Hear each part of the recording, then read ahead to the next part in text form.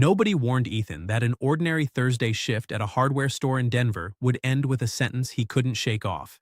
He was locking the register when Priya, the coworker who barely spoke to anyone outside of work, caught his sleeve at the door. Her voice was low, almost apologetic, like she wasn't sure she should even say it. "My father wants to meet you." Ethan laughed, assuming it was some kind of joke about overtime or a mix-up with the delivery. But Priya didn't laugh back. Her eyes stayed fixed on him, waiting for an answer he didn't have yet. Whatever this was, it wasn't nothing. And somewhere underneath the confusion, a small, stubborn curiosity refused to let him say no. He barely knew Priya's family. 3 months of stacking paint cans and covering each other's breaks didn't exactly make them close. So when she explained that her father had specifically asked for him, by name, Ethan felt the floor of his ordinary week tilt just slightly. He asked why. Priya hesitated, glancing toward the parking lot as if the answer belonged somewhere out there, not in the fluorescent light of the store. "Just come Saturday," she said. "He'll explain it better than I can." That single unfinished sentence followed Ethan home, through dinner, through a restless hour of scrolling his phone without reading anything, and into a sleep that didn't feel like rest at all. Saturday came wrapped in a cold front that pushed most of Denver indoors. Ethan stood outside a small diner on Colfax Avenue 15 minutes early, rehearsing small talk he assumed he wouldn't need. Through the window, he spotted Priya sitting across from a broad-shouldered man in a gray flannel jacket, his hands wrapped around a coffee mug like it was the only warm thing in the room. The man's name was Daniel. When Ethan walked in, Daniel stood immediately, shook his hand with a grip that felt like it had spent decades gripping tools, and thanked him before Ethan had even sat down.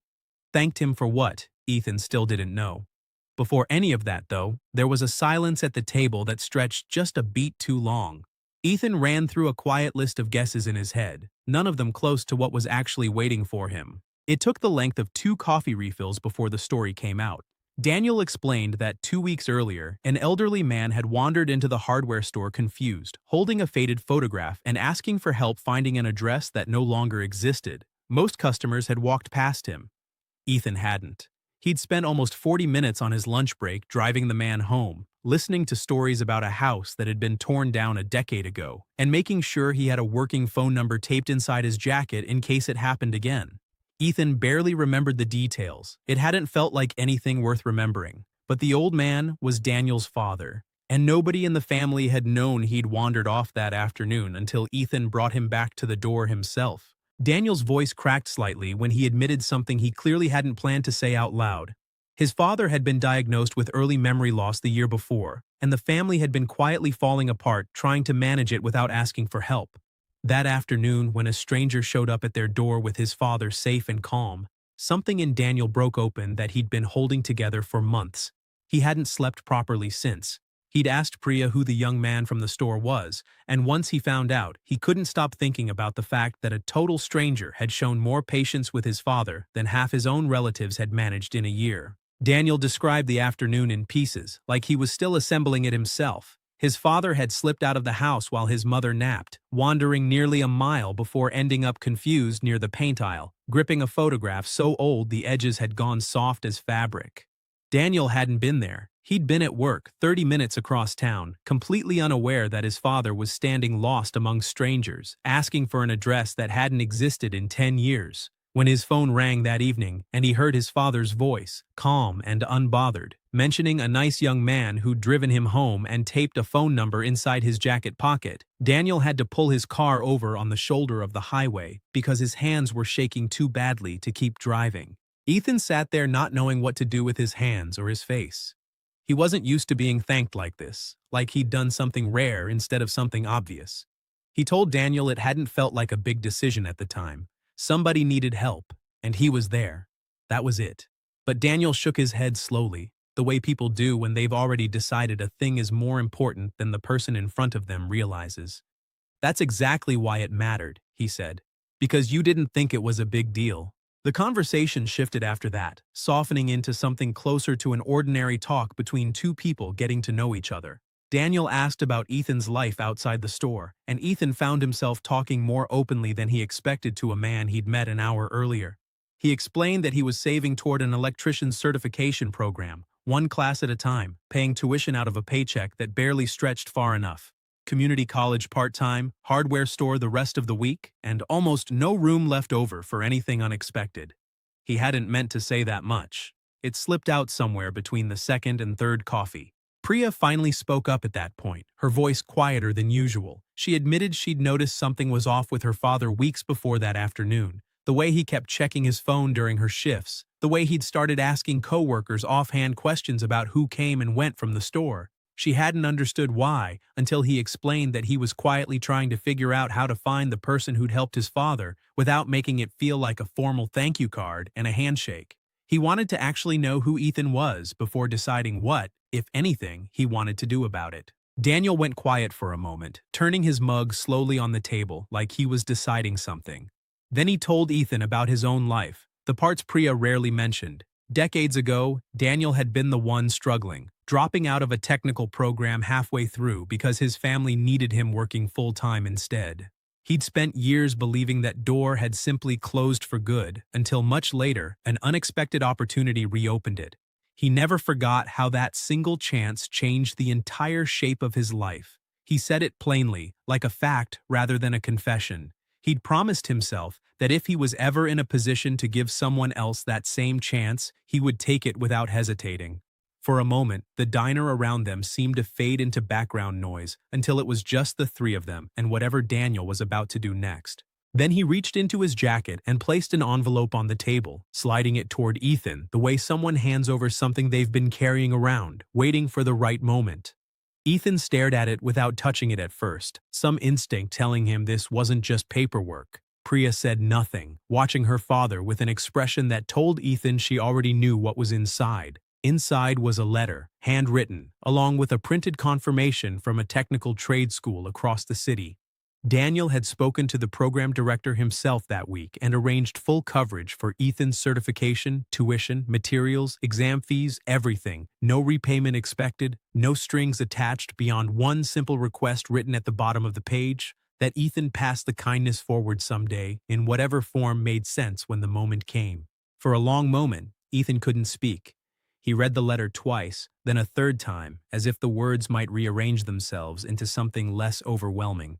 He thought about the months of tight budgeting, the late shifts, the quiet exhaustion of trying to build a future one slow paycheck at a time.